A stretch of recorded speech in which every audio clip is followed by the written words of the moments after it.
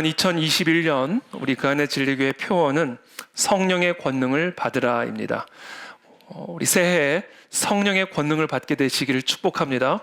우리 그 안의 진리교회가 성령의 권능을 받은 교회가 되기를 기도합니다.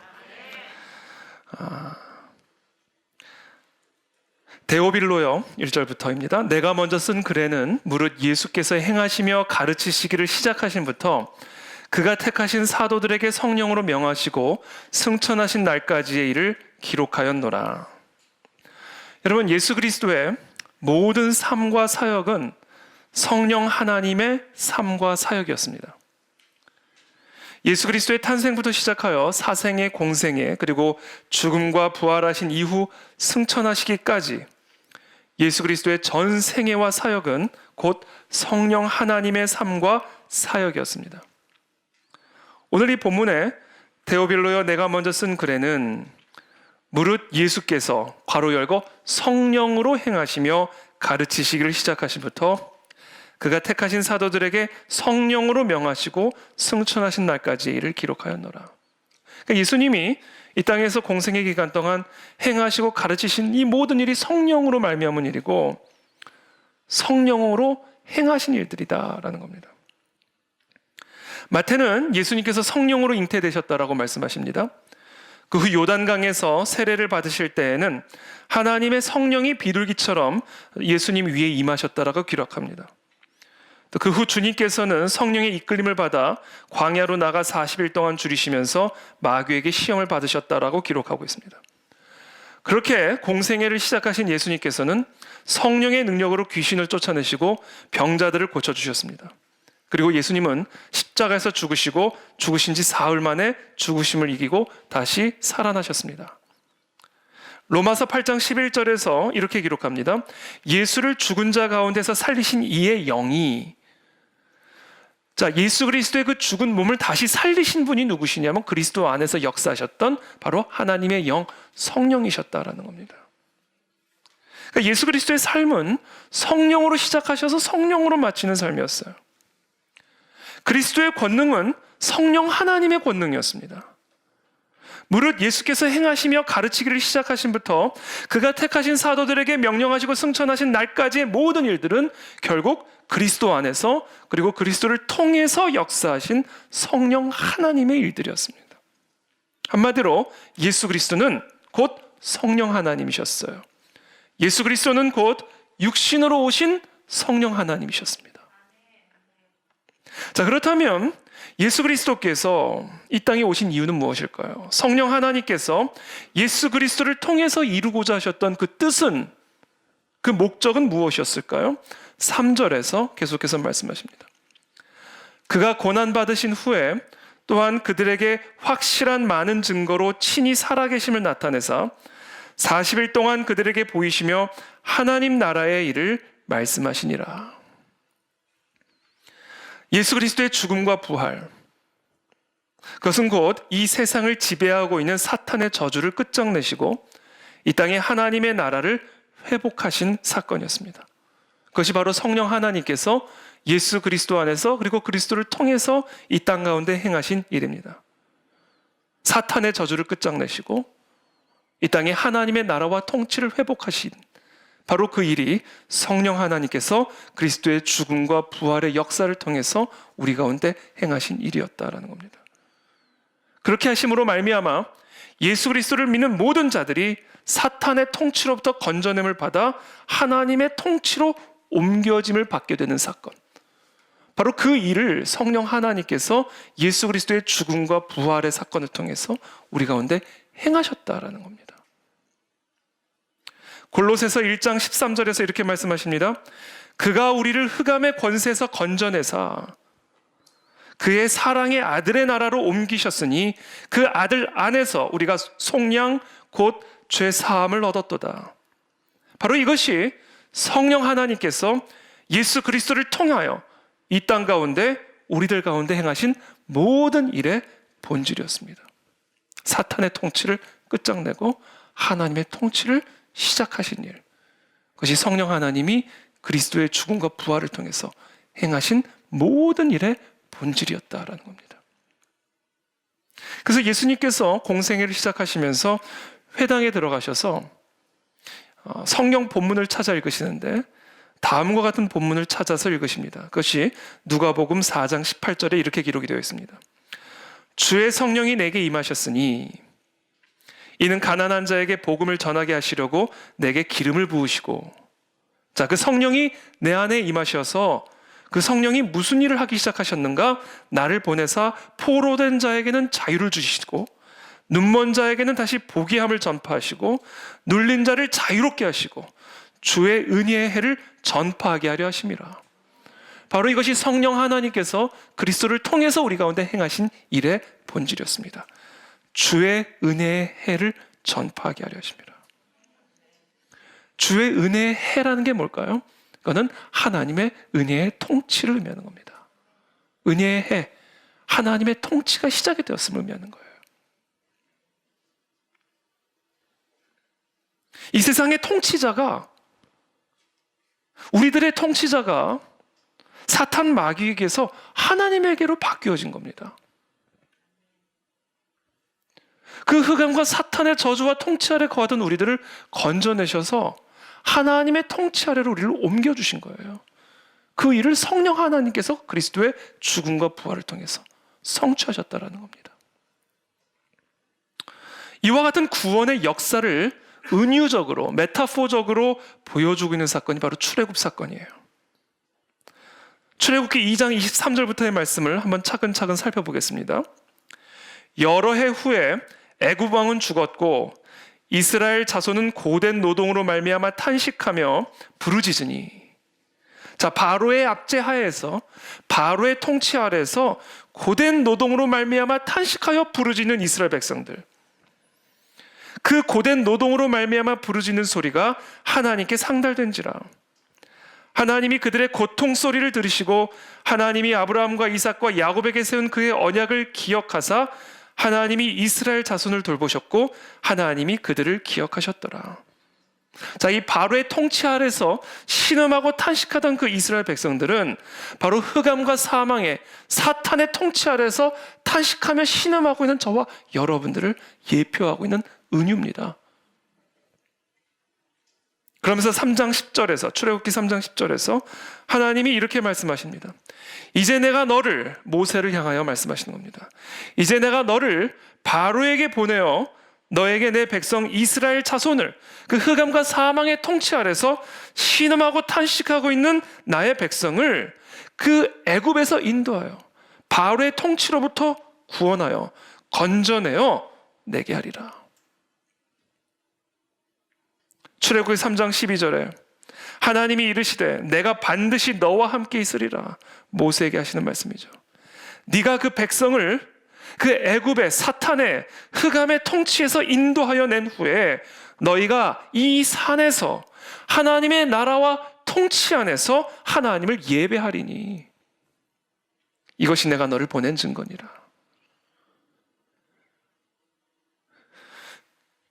그러자 모세가 다음과 같이 이야기를 합니다. 출애굽기 5장 2절의 말씀이에요. 바로가 이르되 여호와가 누구이기에 내가 그의 목소리를 듣고 이스라엘을 보내겠느냐. 죄송합니다. 바로가 하는 이야기입니다. 바로가 이르되 여호와가 누구이기에 내가 그의 목소리를 듣고 이스라엘을 보내겠느냐. 나는 여호와를 알지 못하니 이스라엘을 보내지 아니하리라. 내가 절대로 나의 통치 아래에 있는 이스라엘 백성들을 하나님에게로 보내지 아니하리라. 내가 영원 무토록 이 백성을 나의 통치와 나의 저주 아래 가두어서 영원한 지옥 가운데, 영원한 죽음 가운데, 영원한 나의 통치 가운데 두리라. 출애굽기 6장 30절부터 말씀합니다. 모세가 여호와 앞에서 아뢰되 나는 입이 둔한 자이오니 바로가 어찌 나의 말을 들으리이까. 여호와께서 모세에게 이르시되 볼지어다 내가 너를 바로에게 신같이 되게 하였은즉 네 형 아론은 네 대언자가 되리니. 자, 절대로 보내지 않겠다. 내가 하나님이 누군지도 모르겠다. 내가 내 백성을 절대로 하나님에게 보내지 않을 것이다. 모세가 어떻게 내가 그 바로로부터 이스라엘 백성들을 구원하겠나이까.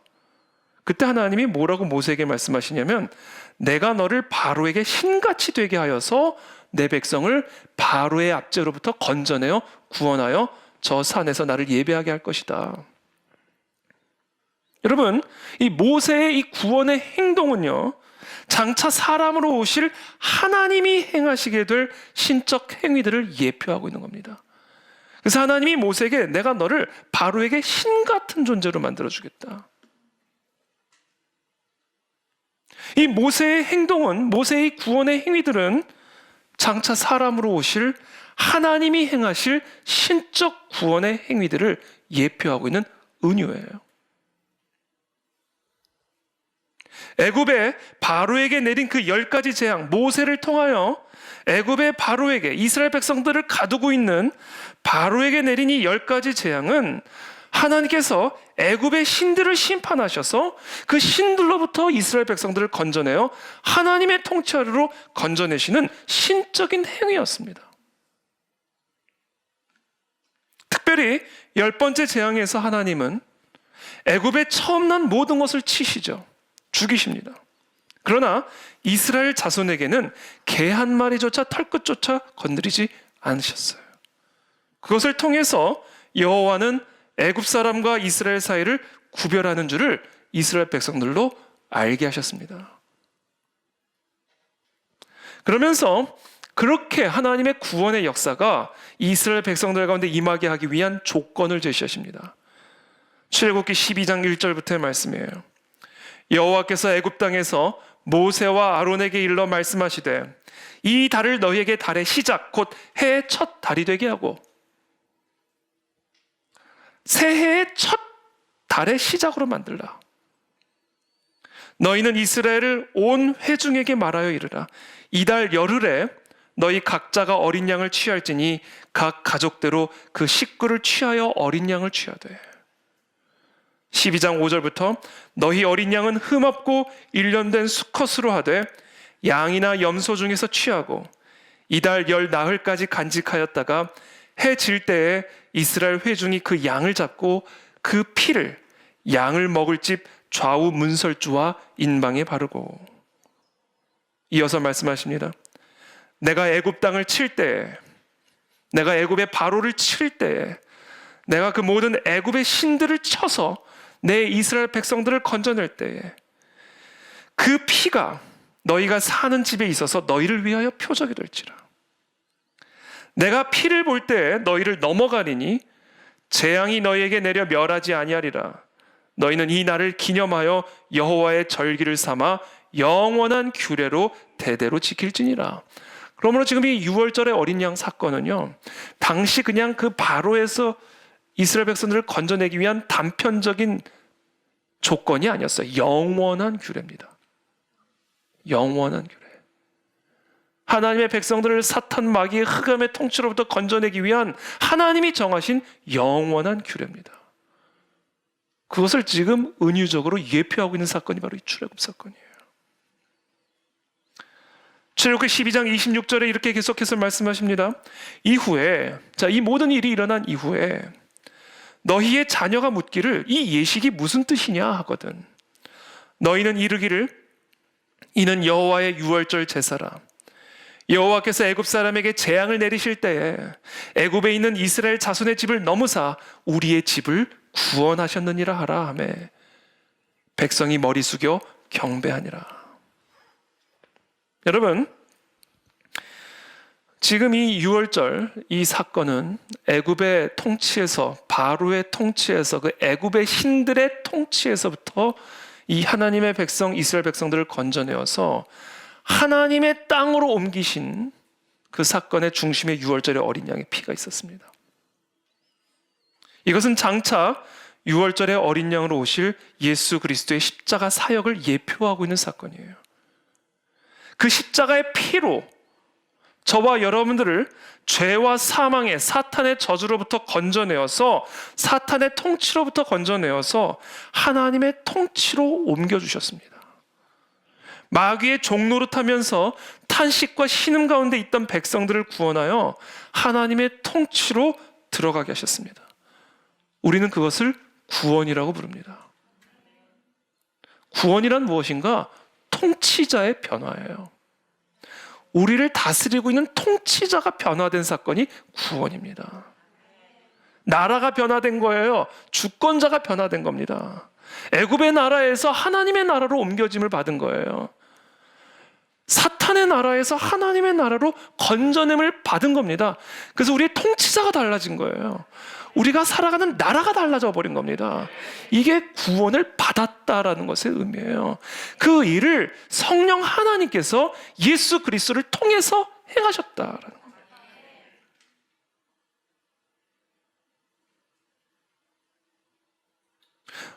당연히 종에게는요, 주인을 바꿀 수 있는 힘이 없어요. 저와 여러분들이 아무리 발버둥을 쳐도 나를 다스리고 있는 이 마귀의 중력으로부터 스스로 벗어날 수 있는 힘이 우리 안에는 없어요. 여러분, 우리를 누르고 있는 중력을 이길 힘이 우리 안에 있습니까? 그와 동일해요. 흑암과 사망의 저주와 통치의 지배 아래 있는 종들이, 그 마귀의 종들이, 그 마귀의 나라의 백성들이 그 마귀의 지배를 끊어내고, 그 마귀의 통치를 끊어내고, 흑암과 사망의 저주를 걷어내고 스스로를 구원할 힘이 우리에게는 없어요. 그래서 하나님이 종의 형체로 우리 가운데 오셔서 우리 모든 인간을 대신하여 우리의 주인 노릇하던 바로의 머리를 치신 거예요. 사탄 마귀의 머리를 치신 거예요. 죽음을 이김으로 말미암아. 그렇게 함으로써 우리의 종살이를 끝장내 주신 겁니다. 그것이 바로 성령 하나님이 예수 그리스도 안에서 죽으시고 부활하심으로 말미암아 우리 가운데 행하신 일이에요. 우리의 사탄의 종살이를 끝장내신 겁니다. 죽으시고 부활하심으로 말미암아. 그렇게 함으로 우리를 마귀의 종이 아니라 하나님의 자녀가 되게 하신 겁니다. 그것이 바로 이 출애굽이라고 하는 이 역사적 사건이 우리들에게 예표하고 있는 구원의 역사예요. 그래서 요한은 이와 같은 구원의 역사를 어떻게 표현을 하냐면, 우리가 하나님의 자녀가 되는 권세를 받았다, 이렇게 표현을 합니다. 예수 그리스도로 말미암아, 예수 그리스도 안에서 역사하신 성령의 권능으로 말미암아 우리가 우리의 종살이로부터 벗어날 수 있는 권능을 얻게 되었다라는 겁니다. 죽음을 이기시고 부활하신 그리스도 안에서 역사하신 성령의 권능으로 말미암아 우리가 사탄의 통치를 끝장내고 우리의 주인을 예수 그리스도께로 옮겨짐을 받을 수 있는 권능을 받게 됐다는 거예요. 바울은 그와 같은 구원의 역사를 또한 속량이라는 단어로 표현합니다. 로마서 3장 23절의 말씀이에요. 모든 사람이 죄를 범하였음에 그래서 죄의 종이 된 거예요. 흑암과 사망의 통치 아래 거하게 된 겁니다. 죄를 범함으로 말미암아 사탄의 종노릇을 하게 된 거예요.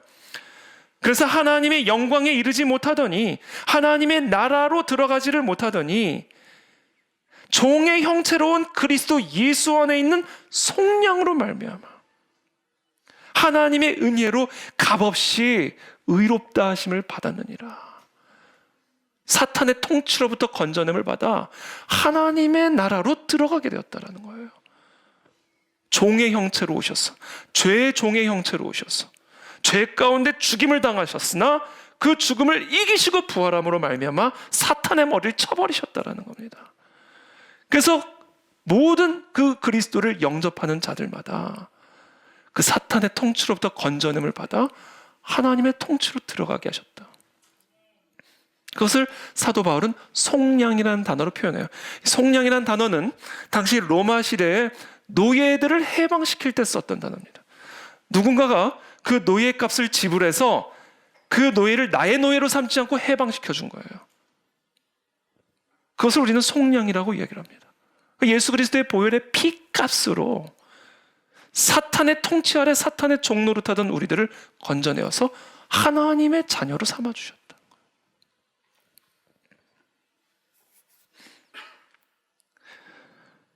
그런 의미에서 사도 바울은 구원받은 그리스도인들을 향하여 그 예수 그리스도의 보혈의 피값으로 속량을 받은 사탄의 종노릇하던 통치 아래 있던 우리들을 건져내어서 하나님의 자녀로 하나님의 통치 아래로 들어간 우리 그리스도인들을 향하여 강력하게 호소하는 거예요.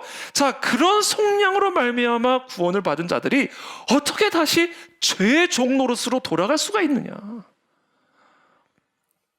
어떻게 그 그리스도의 보혈의 피값으로 건져냄을 받아 하나님의 나라로 들어간 자들이 어떻게 다시 그 죄의 종 노릇으로 사탄의 통치 아래로 바로의 통치 아래로 들어갈 수가 있느냐, 그게.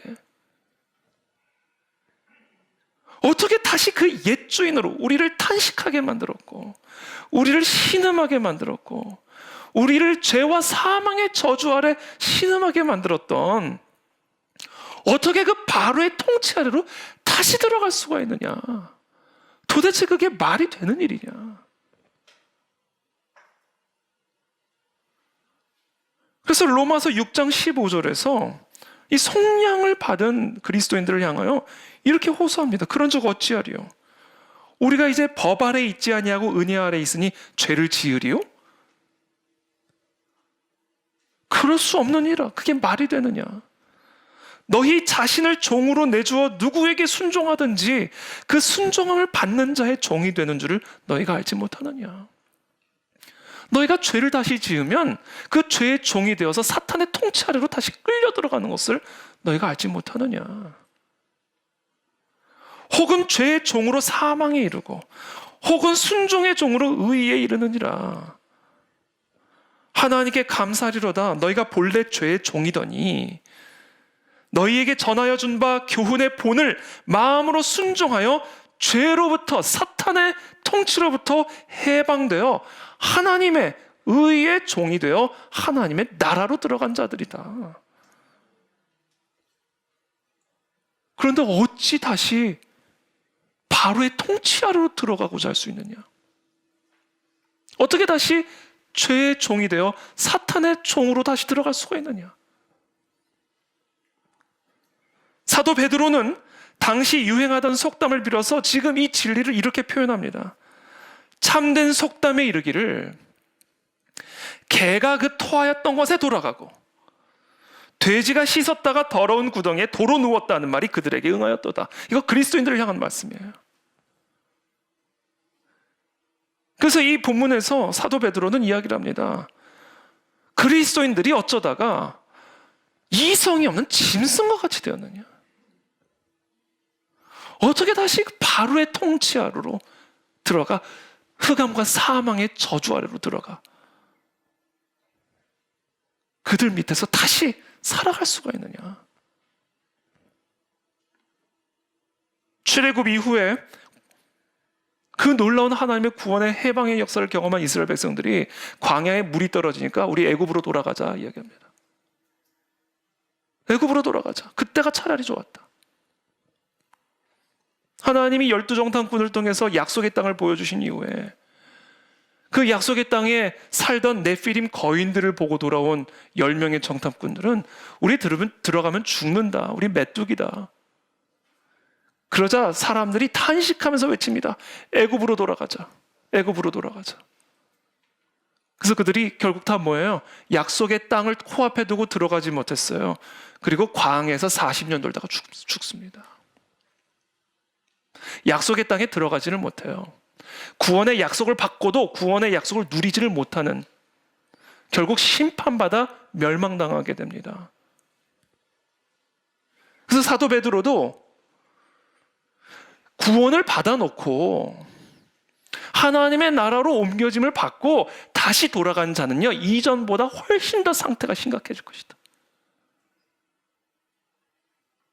그런데 어찌 은혜를 더하게 하기 위해서 죄를 더하겠다라는 이런 말도 안 되는 이야기를 할 수가 있겠느냐?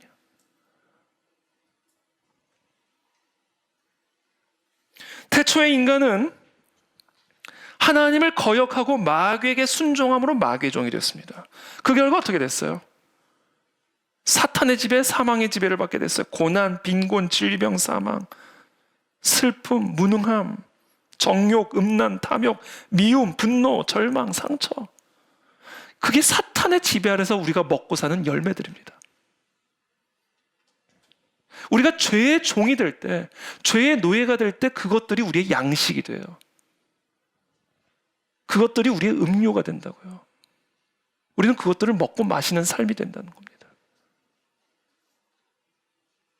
그런데 예수 그리스도께서 그와 같은 종의 형체로 우리 가운데 오셔서 죽으시고 부활하심으로 사탄의 머리를 치심으로 우리를 죽음으로부터 자유케 하셨고, 사탄 마귀로부터 자유케 하셨고, 죄의 사망으로부터 자유케 하셨고, 고난으로부터, 질병으로부터, 두려움으로부터, 무능함으로부터, 음란과 탐욕으로부터, 미움과 분노로부터, 절망과 상처로부터 자유케 하셨고 해방케 하셔서 하나님의 통치 아래 들어가 자유를 누리게 하셨는데, 어찌 다시 죄의 종이 되어서 그 속으로 다시 기어 들어갈 수가 있겠느냐? 어찌 그렇게 어리석을 수 있느냐? 그래서 사도 바울이 이야기하는 겁니다. 갈라디아서 5장 1절에 그리스도께서 우리로 자유케 하려고, 우리로 자유케 하려고 자유를 주셨으니 본인의 피값으로.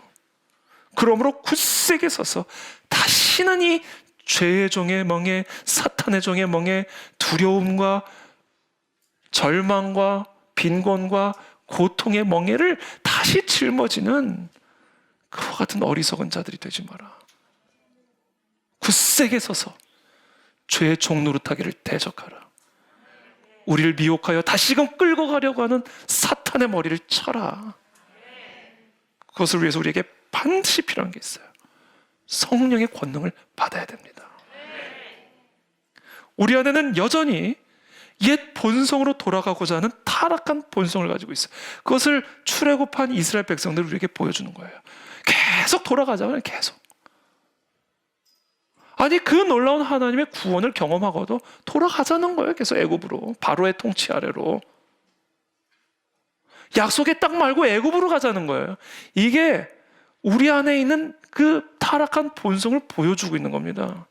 우리가 구원을 받았지만, 그 예수 그리스도의 보혈의 권능으로 놀라운 구원의 선물을 받았지만, 여전히 우리 안에는 돌아가자.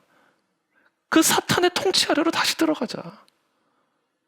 이 본성이 우리 안에 그대로 있어요. 그래서 우리에게는요, 이 본성을 이길 수 있는 권능을 받아야 됩니다. 이 권능을 받지 않고는 우리는 필연적으로 돌아가게 되어 있어요.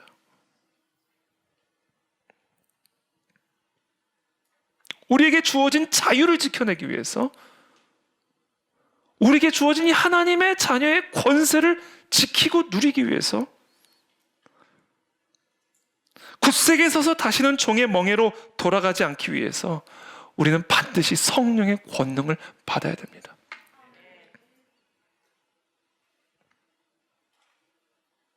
그래서 로마서 8장 12절부터 사도 바울은 이렇게 얘기합니다. 그러므로 형제들아, 우리가 빚진 자로 돼 육신에게 져서 육신대로 살 것이 아니니라. 너희가 육신대로 살면 반드시 죽을 것이로되 영으로서 몸의 행실을 죽이면 살리니. 성령의 권능을 받아 이 성령의 권능으로 이 육신을 죽여야 산다. 그래 우리가 굳세게 서서 다시는 종의 멍에를 매지 않고 예수 그리스도의 보혈의 피로 말미암아 우리에게 주어진 자유를 지켜낼 수 있다. 그러면서 이렇게 얘기하죠. 무릇 하나님의 영으로 인도함을 받는 사람이 하나님의 자녀들이다라는 거예요. 그러므로 저와 여러분들이 이 성령의 권능을 받아 우리 안에 있는 이 옛 본성과 싸워 이기는 삶을 살지 않으면 저와 여러분들은 죽는다라는 거예요. 멸망당한다라는 거예요. 하나님의 자녀가 아니라는 거예요. 그래서 광야에서 멸망당한 이스라엘 백성들처럼 구원의 약속을 받고도 그 약속에 이르지 못하는 가라지가 된다는 겁니다. 그래서 저와 여러분들은 그리스도인이라고 한다면 성령의 권능을 받는 것은 선택사항이 아니에요. 생사가 걸린 문제입니다. 성령의 권능을 받지 않으면 그리스도인이 아니에요. 성령의 권능을 받아야만 우리는 그리스도인이 될 수 있고 그리스도인 됨을 지켜낼 수 있다. 그래서 저와 여러분들이 이 성령의 권능을 받아야 저는 그와 같은 성령의 권능을 다 받으시기를 축복합니다. 그래서 2021년 한 해 모든 우리의 육신의 미혹과 유혹을 싸워 이김으로 어떠한 경우에서도 다시 종의 멍에를 매지 않고 예수 그리스도의 보혈의 권능으로 말미암아 우리에게 주어진 이 자유함을, 사망의 음침한 골짜기를 지날지라도 누릴 수 있는 그 자유함을 온전하게 누리시는 저와 여러분들이 되시기를 예수 그리스도로 축복합니다. 우리가 성령의 권능을 받아야 되는 또 다른 이유가 하나 더 있습니다. 우리가 받은 이 구원의 약속을 지켜내기 위한 것일 뿐 아니라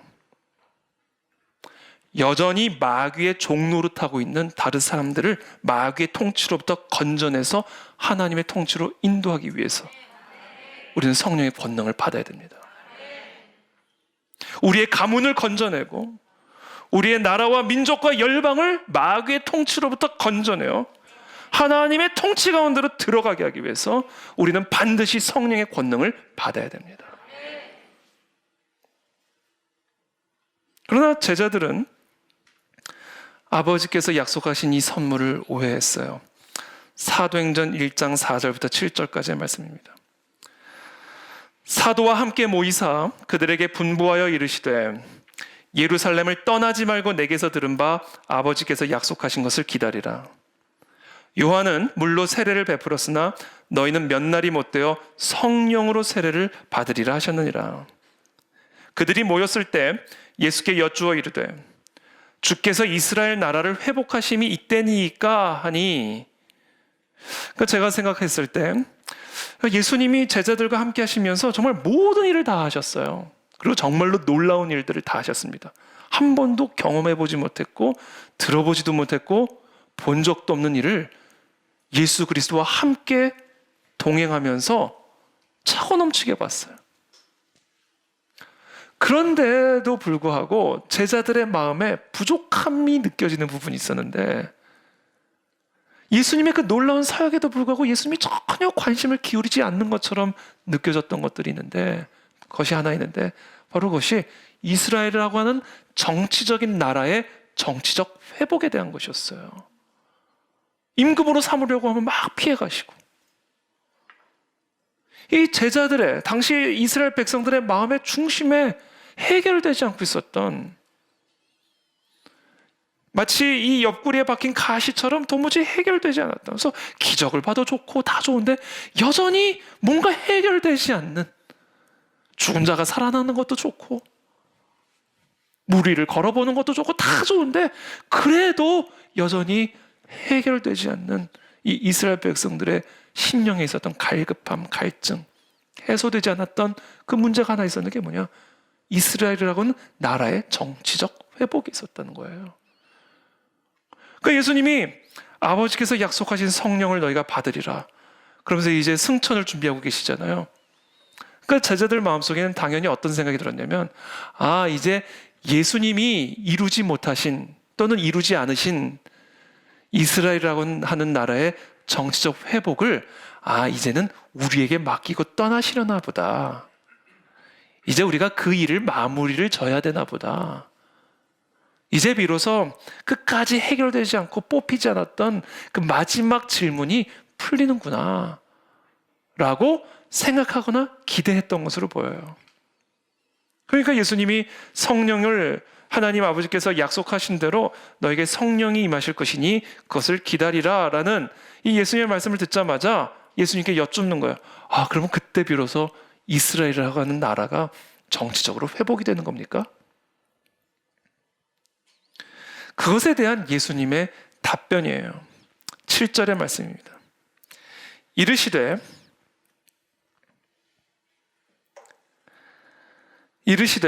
때와 시기는 아버지께서 자기의 권한에 두셨으니 너희가 알 바 아니요.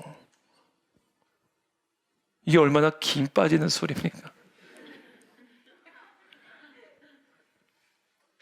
이것은 뭐냐면요, 이 이스라엘이 회복이 되는 게 중요하지 않은 게 아니라는, 중요한 이슈가 아니라는 게 아니라 그것은 너희들의 힘과 노력 밖에 있는 일이다.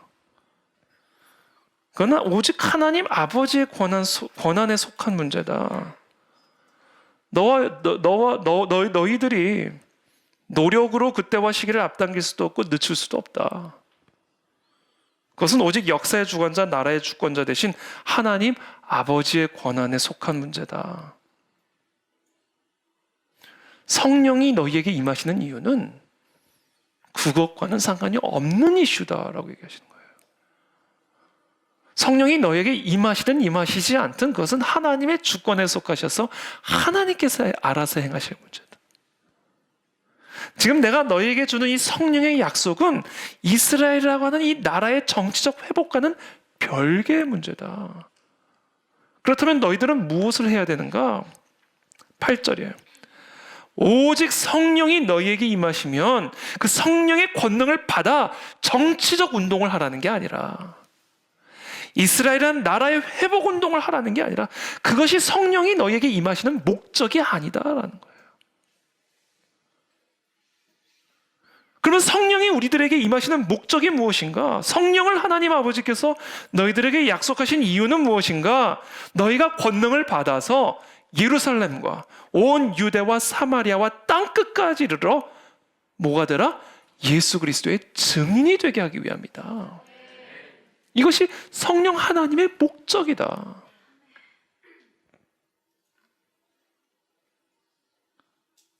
성령이 우리에게 임하시면 너희가 그 성령의 권능을 받아서 뭘 하라? 내 증인이 되리라. 내 증인이 되라가 아니에요. 내 증인이 되리라. 성령은요, 그리스도의 증인이 되게 하시는 영이에요. 정치적인 회복을 일으키는 영이 아니에요. 성령 하나님의 영은 우리로 하여금 그리스도의 증인이 되게 하시는 영이란 말이에요. 이 핀트가 틀린 거예요, 지금 제자들은. 성령을 기다리는데, 이 성령을 받으면 드디어 우리나라가 회복이 되겠구나. 가 아니라는 겁니다. 그건 하나님 아버지께 속한 문제인 거고, 성령의 권능을 하나님이 보내시는 목적은 예수 그리스도의 증인이 되게 하시기 위함이다. 이 목적을 분명하게 알아야 성령의 권능을 받을 수가 있습니다. 이 하나님의 사명에 철저하게 우리가 헌신하기로 결단을 해야 성령의 권능을 받을 수가 있습니다. 우리가 성령의 권능을 받아야 하는 이유는, 하나님이 성령의 권능을 우리에게 분명하게 약속하신 이유는 다른 이유가 아니에요. 예수 그리스도의 증인이 되게 하시기 위함입니다. 성령의 목적, 성령의 관심사는 하나, 그리스도의 증인이 되게 하는 겁니다.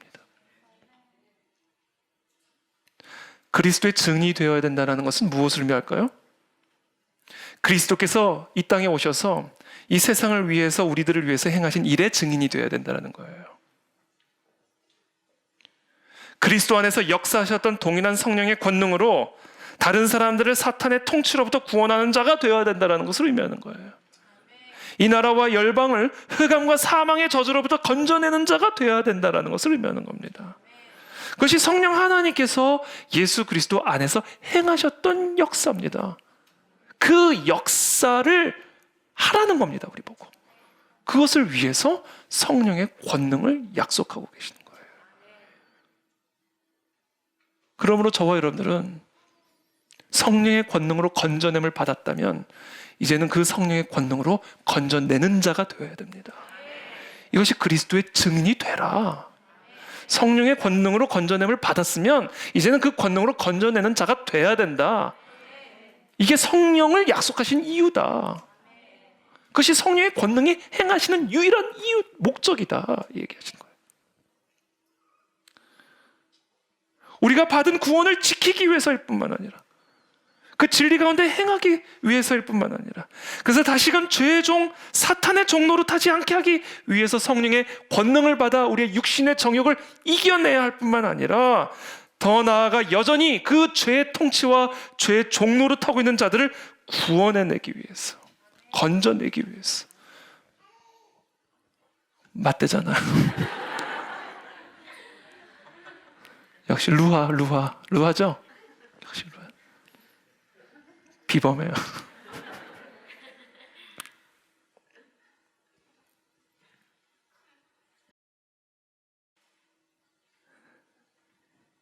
그래서 저는 저와 여러분들이 오늘 이 밤에 성령의 권능을 받아 2021년 우리 그안의 진리교회가 성령의 권능을 받아 저와 여러분들의 가문을 건져내기를 축복합니다. 저 북한 땅을 건져내기를 기도합니다. 이 대한민국을 흑암과 사망의 통치로부터 건져내고 이 열방을 사망의 저주로부터 건져내기를 바랍니다. 그것을 위해서 하나님은 우리에게 성령의 권능을, 예수 그리스도 안에서 역사하셨던 그 성령의 권능을 우리에게 약속하고 계시는 겁니다. 그러니까 이게 얼마나 흥분되는 일이에요.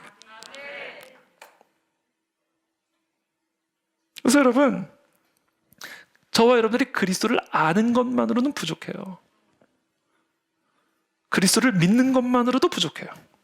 그리스도를 만났다면, 그리스도를 정말로 믿는다면 이제는 그리스도의 권능을 받아야 됩니다. 여러분, 제자들도 그리스도를 만났어요. 지난 3년 동안 만났어요. 지난 3년 동안 그리스도를 믿었어요. 그런 제자들에게 명령하는 거예요. 성령을 받아야 된다. 성령의 권능을 받아야 된다. 이것을 받지 않고는 내 증인이 될 수가 없다. 그러니까 여러분, 우리가 그리스도를 믿는 것과 그리스도의 권능을 받는 것과는 또 다른 문제예요. 우리가 정말로 예수 그리스도를 영접하여 구원을 받은 자라고 한다면 이제부터는 우리가 무엇에 생명을 걸어야 되는가? 성령의 권능을 받는 일에 모든 걸 걸어야 되는 거예요.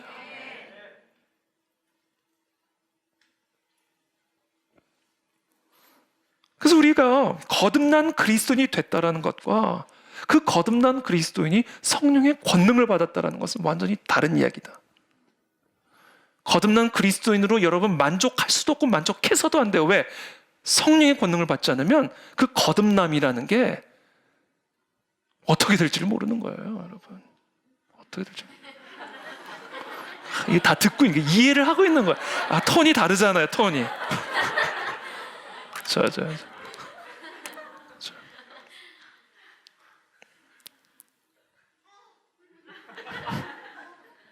교회를 세우는 것과요. 전도사님 괜찮아요. 그냥 계셔도 돼요. 교회를 세우는 것과 교회가 성령을 받는 것은 완전히 다른 얘기예요. 그리스도를 믿음으로 구원을 받은 다음에는 우리는 성령의 권능을 받아야 됩니다.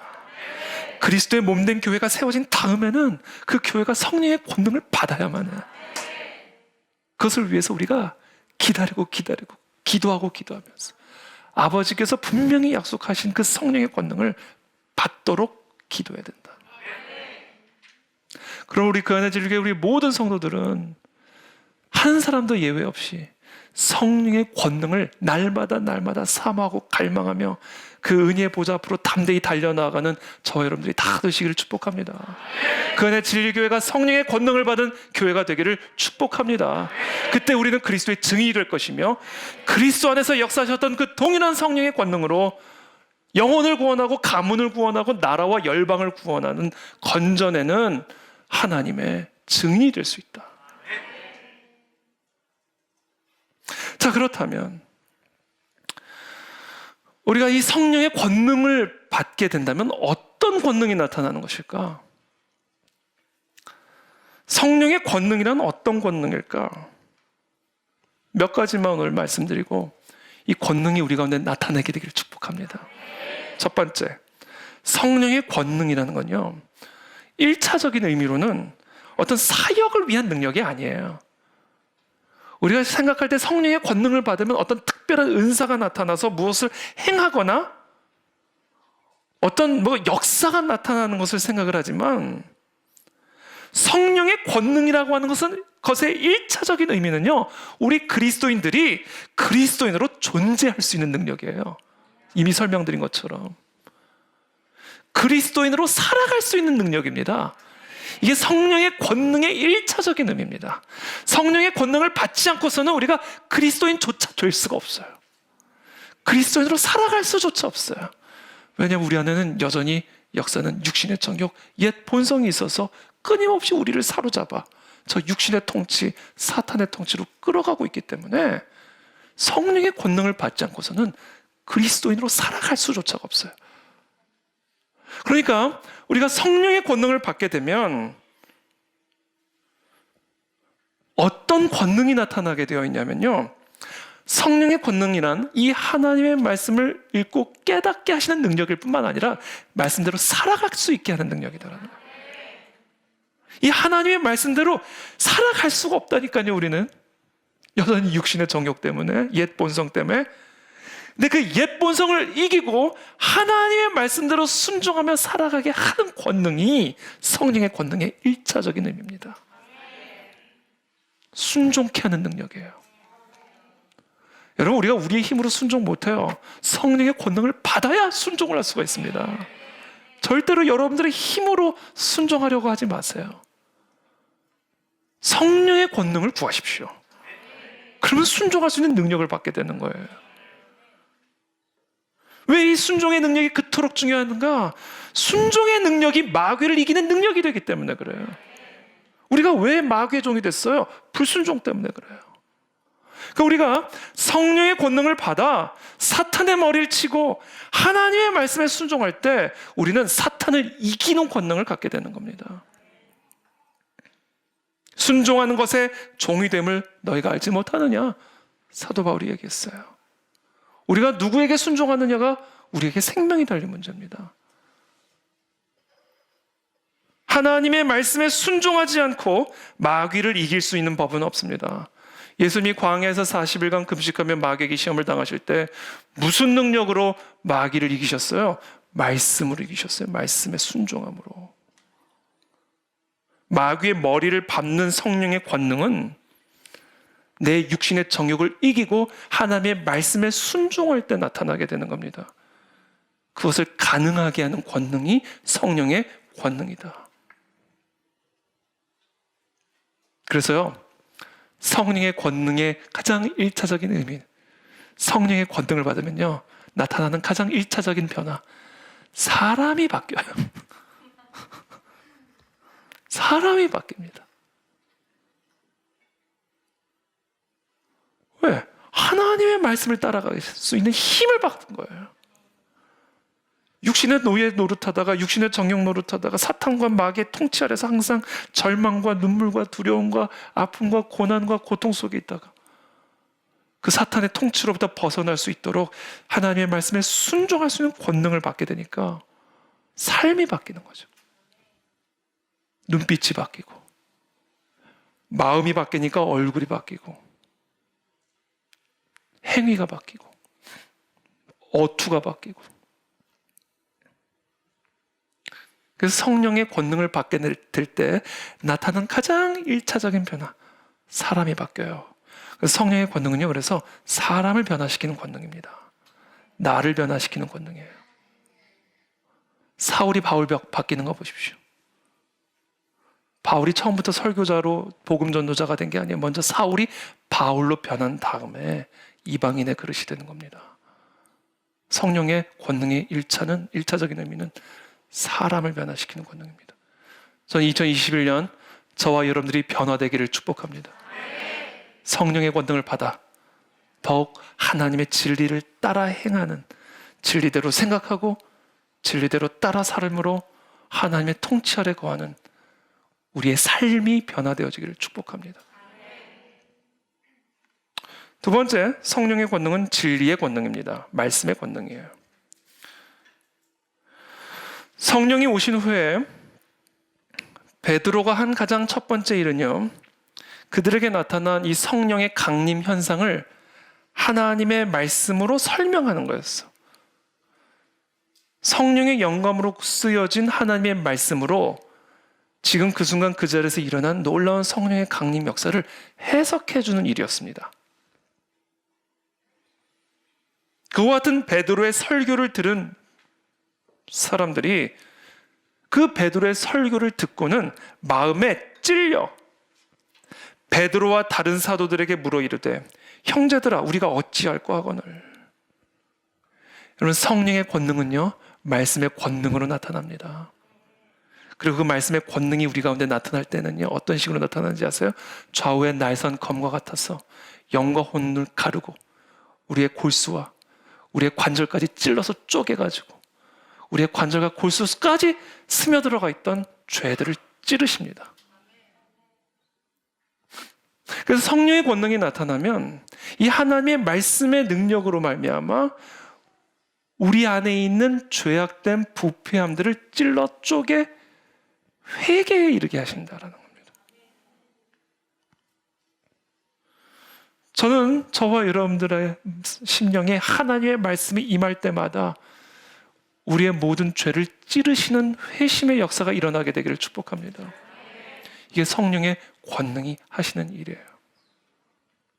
그래서 여러분, 교회사를 보시면, 교회 부흥사를 보시면 이 영적인 각성과 놀라운 부흥의 역사는요, 놀라운 회개의 역사로 말미암아 시작이 됩니다.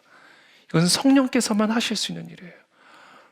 그냥 설교를 듣는데 그냥 편안하게 이야기를 하고 편안하게 듣는데 나도 모르게 내 심령이 막 찔림을 받는 일들이 일어나요.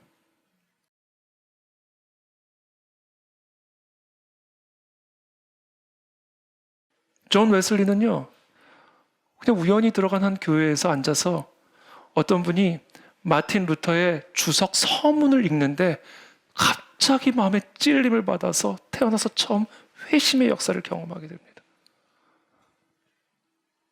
저는 그와 같은 성령의 권능의 역사가 매일매일 우리의 심령 속에 임하게 되기를 축복합니다.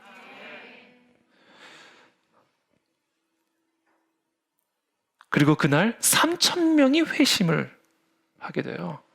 베드로의 그 설교, 한 편의 설교를 듣고요, 3,000명이 흑암과 사망의 통치로부터 건져냄을 받아 하나님의 통치 아래로 들어갑니다. 이게 성령의 권능이에요. 그리고 그 같은 성령의 권능은 하나님의 말씀을 통해서 우리 가운데 일어나게 됩니다. 그래서 우리 목사님께서 항상 예배 전에 우리 설교 시간을 위해서 기도하고 저를 위해서 기도하시잖아요. 말씀을 전하는 자를 위해서 우리가 기도를 해야 되고요.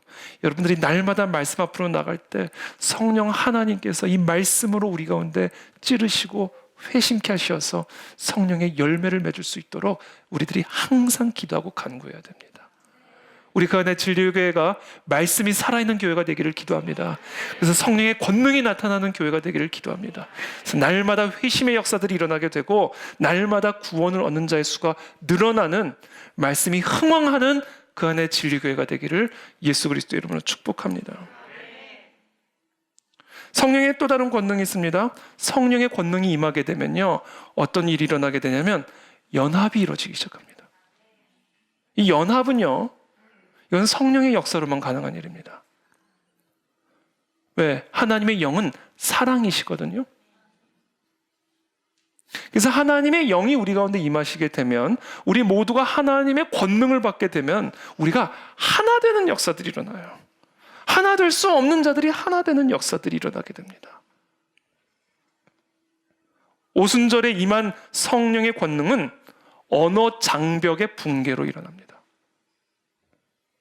바벨탑을 쌓은 인간의 죄악으로 말미암아 시작된 언어의 장벽이 오순절에 임한 성령의 권능으로 말미암아 다 붕괴되어서 하나의 몸으로 새롭게 세워지기 시작하는 거죠. 하나님의 영은 사랑이시기 때문에 성령의 권능은 우리 모든 다양한 사람들을, 다양한 지체들을 하나의 몸으로 연결시켜 주십니다. 에스겔의 마른 뼈 환상을 여러분 다 아시죠? 에스겔이 하나님의 말씀을 따라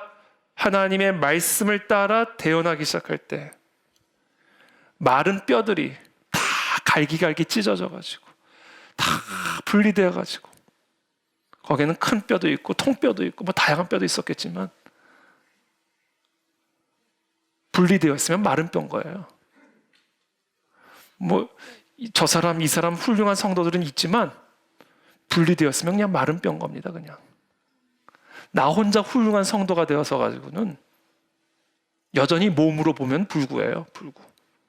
팔 혼자 건강하면 뭐합니까? 다리 혼자 건강하면 뭐예요?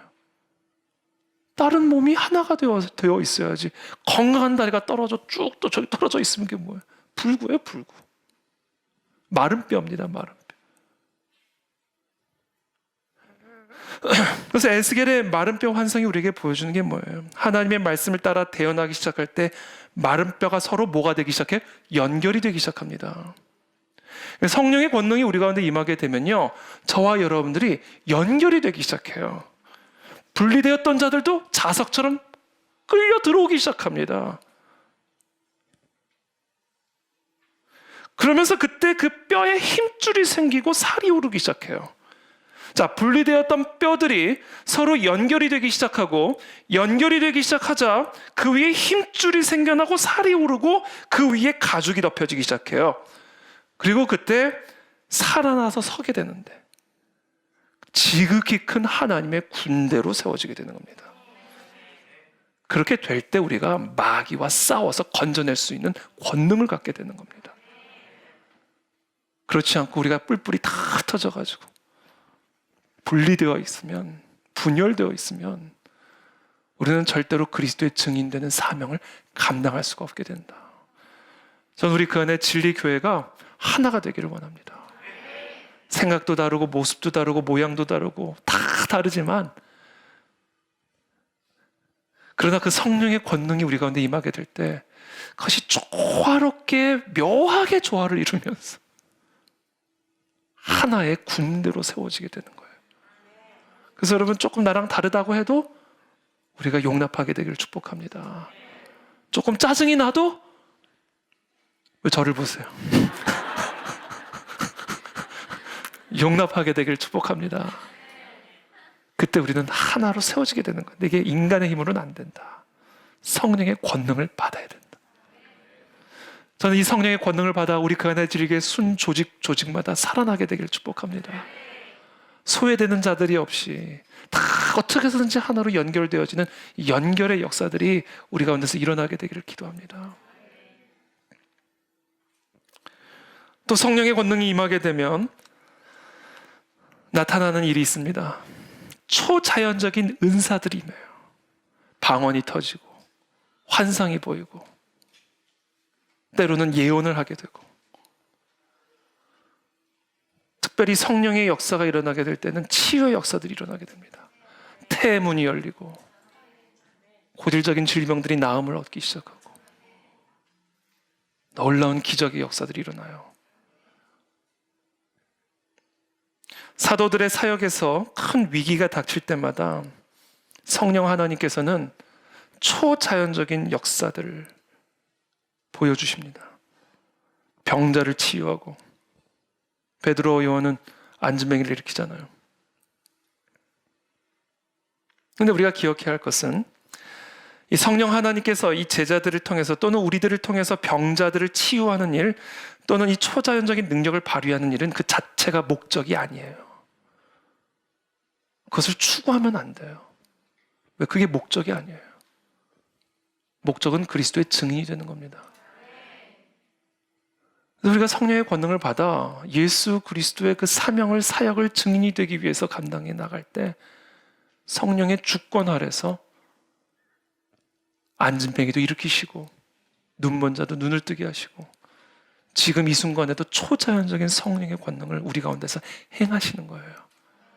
그러니까 이와 같은 초자연적인 역사들은 목적이 아니라 수단이고 도구입니다. 저는 우리 삶 속에 성령의 이와 같은 초자연적인 권능의 역사를 통해서 예수 그리스도의 이름이 더욱 높여지게 되기를 기도합니다.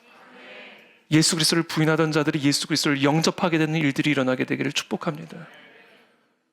우리는 성령의 초자연적인 사역을 부정해서는 절대로 안 됩니다. 이 사역은 절대로 중단되지 않았습니다. 예수님께서는 어제나 오늘이나 영원토록 동일하시다고 하셨어요. 그런데 어떻게 예수 그리스도의 영인 성령이 변화될 수가 있겠습니까? 과학이 발달됐다고 과학을 넘어서는 초자연적인 역사가 왜 중단되겠습니까? 성령의 권능은 어제나 오늘이나 영원토록 동일합니다. 그럼 오늘도 이 순간에도 하나님은 이 사도행전에서 보여주셨던 그와 같은 초자연적인 성령의 역사를 우리들의 삶 속에서 일하실 수 있는 분이에요. 그러므로 그것을 우리는 기대해야 합니다. 무엇을 위해? 그리스도의 증인이 되기 위해. 그게 목적이 아니에요. 그건 그리스도의 증인이 되기 위한 수단입니다. 특별히 이와 같은 초자연적인 역사들은 이 마지막 날일수록 더욱 강력하게 이루어져야 돼요. 이 인본주의적이고 과학주의적이고 물질주의적인 사고방식에 완전히 꽉 사로잡혀가지고 하나님을 미신처럼 여기고 교회를 미신처럼 여기고 성령을 귀신과 똑같은 것으로 여기는 이 패역한 세대 가운데 가장 절실하게 우리에게 필요로 원하는, 우리가 구해야 될 것이 그들의 그와 같은 사고방식을 산산조각 낼 수 있는 성령의 권능입니다. 그들은 모든 과학주의적이고 물질주의적이고 합리주의적인 세계관을 초월하는, 뛰어넘는 성령의 권능이 우리 교회를 통해서 나타나야 됩니다. 그래야 그들을, 이 사탄의 입에 꽉 물려있는 그들을 건져내어서 하나님의 사랑의 통치로 옮겨낼 수가 있는 거예요. 그것을 위해서 우리는 성령의 권능을 구해야 됩니다.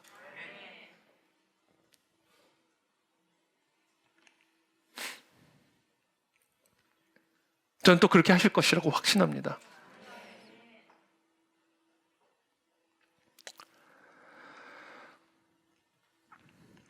성령의 권능이 또 다른 게 더 있습니다.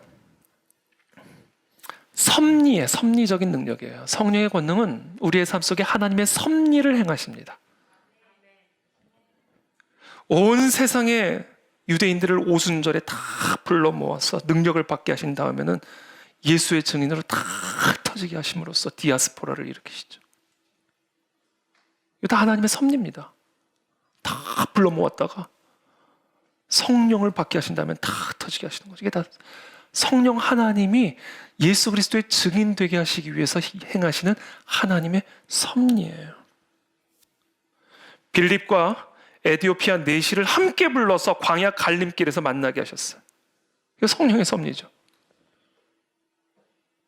그 다음엔 그 내시가 회개를 하게 하시고 빌립의 가르침을 받아 성령의 충만함을 받아 아프리카 자기 고향으로 돌아가 어쩌면 자기 나라와 북아프리카 전체에 걸쳐서 예수 그리스도의 증인이 되게 하셨을 거라고 보죠.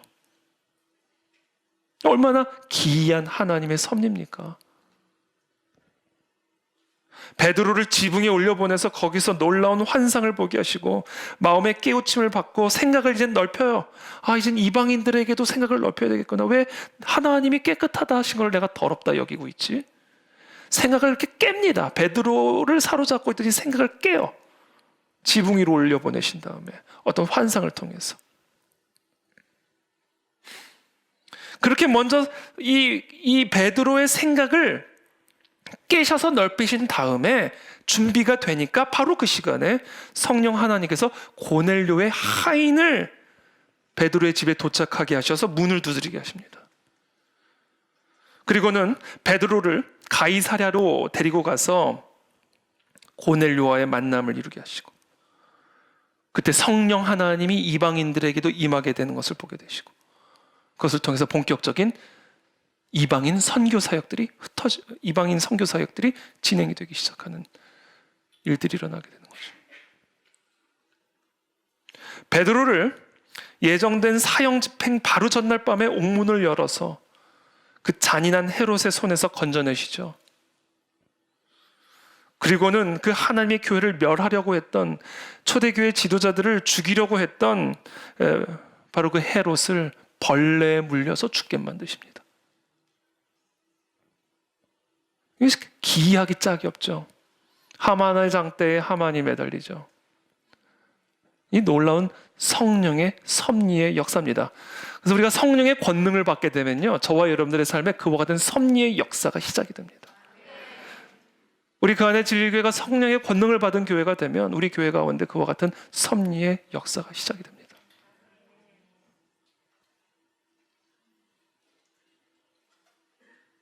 우리의 삶의 모든 일들이 성령의 인도하심을 따라 한치의 오차도 없이 하나님의 시간에 맞추어 진행되게 될 것이고 바람과 파도와 사납고 잔혹한 사람들과 심지어 사탄의 사자들마저도 하나님의 목적을 이루는 보조자가 될 겁니다.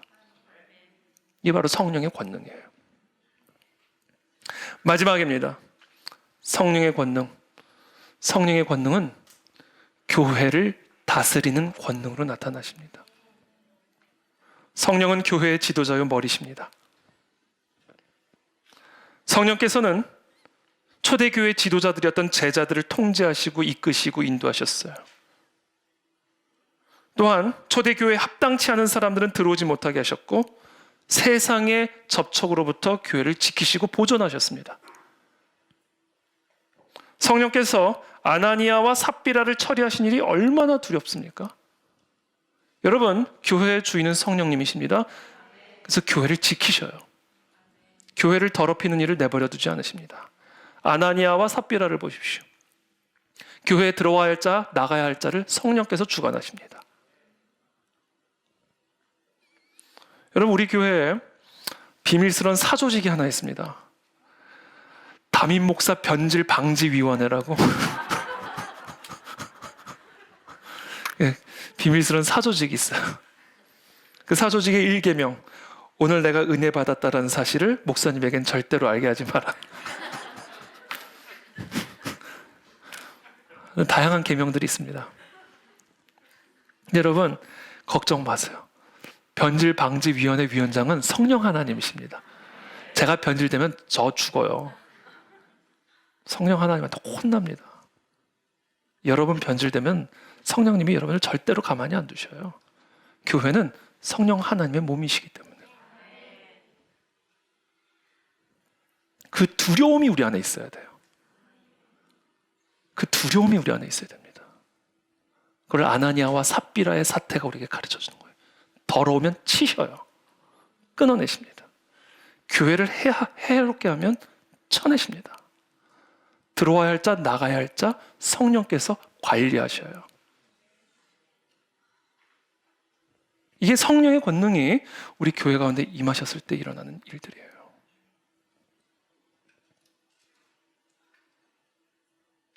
저는 우리 그 안에 진리교회를 성령 하나님께서 지켜주실 줄을 믿습니다. 저를 지켜주실 줄을 믿고 여러분들을 지켜주실 줄을 믿습니다. 교회의 변질을 방지하시는 분은 성령 하나님이세요.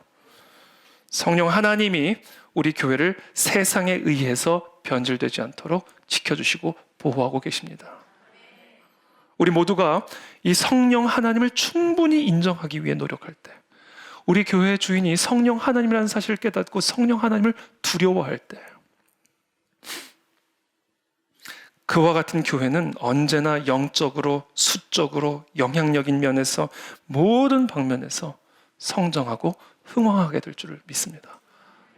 왜냐하면 성령 하나님은 이 교회가 그리스도의 증인이 되기를 원하시는 분이시기 때문에 그래요. 자, 그럼 이제 결론을 맺습니다. 그럼 어떻게 이 성령의 권능을 받는가?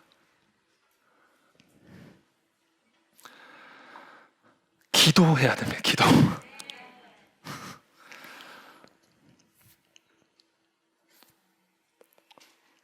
누가복음 1장 13절의 말씀, 11장 13절의 말씀에 너희가 악할지라도 좋은 것을 자식에게 줄 줄 알거든 하물며 너희 하늘 아버지께서 구하는 자에게 성령을 주시지 않겠느냐. 성령의 권능은요, 여러분, 모든 자들에게 약속되었지만 모든 자들에게 주어지는 건 아니에요. 구하는 자에게만 주어집니다.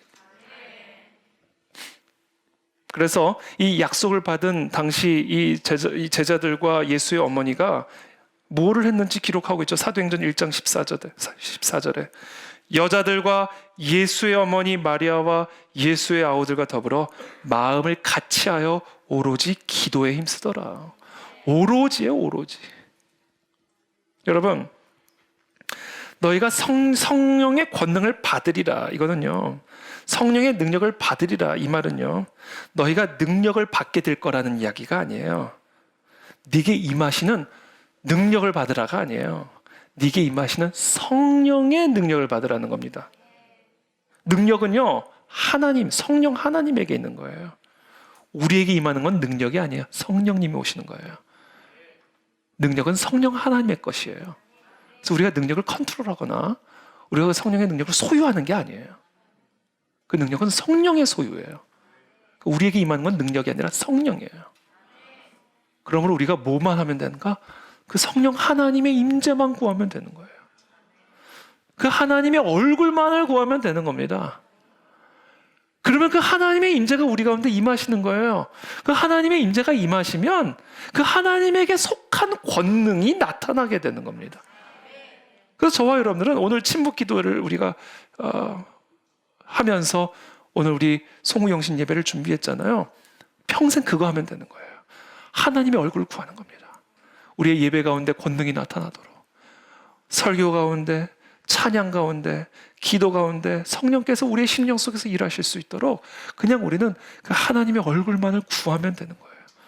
그 성령의 임재만을 우리가 갈망하며 구하면 되는 겁니다. 그러면 성령의 능력이, 권능이 우리 가운데 나타나게 되는 거예요. 그러므로 저와 여러분들이 평생 이 하나님의 얼굴을 구하며 나가게 되기를 축복합니다. 우리가 능력을 소유하는 게 아니에요. 내가 능력 있는 자가 되는 게 아니에요.